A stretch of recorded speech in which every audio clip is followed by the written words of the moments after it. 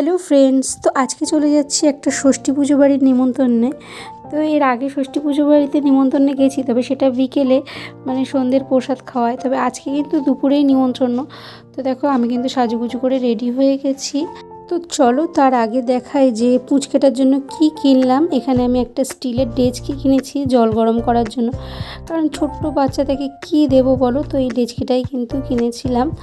আর তারপরে চলে গেছি ষষ্ঠী পুজোয়। এখানে গিয়ে দেখি কিন্তু পুজো অলরেডি কমপ্লিট হয়ে গেছে।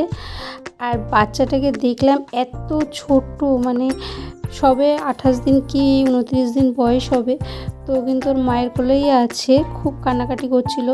তো ওই জন্য ওর আর বেশি ভিডিও ক্লিপ নিতে পারলাম না, একদম পুচকে বাচ্চা। তো ওখানে ওর মায়ের হাতে গিফটটা দিয়ে আমরা নিচে চলে আসবো। আর গিফটটা কিন্তু ওর মায়ের খুব পছন্দ হয়েছে, কারণ ফ্ল্যাক্স, জামা প্যান্ট, টাওয়াল এগুলো কিন্তু অনেকই পাওনা হয়।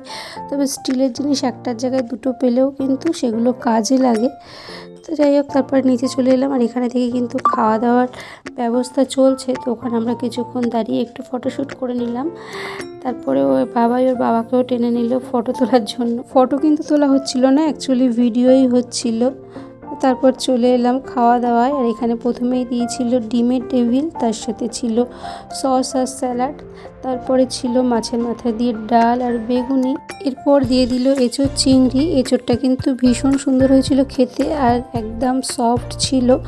তারপর ছিল কাতলা মাছের ঝাল, মানে দই কাতলা আর কি। আর মাছটাও কিন্তু খুব ফ্রেশ ছিল।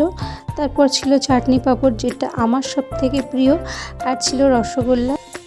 শেষে ছিল লট চমচম।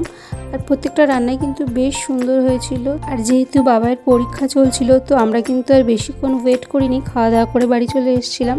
তো ব্যাস এই ছিল আজকের একটা ছোট্ট ষষ্ঠী পুজোর মিনি ব্লগটা কেমন লাগলো অবশ্যই জানিও। টাটা।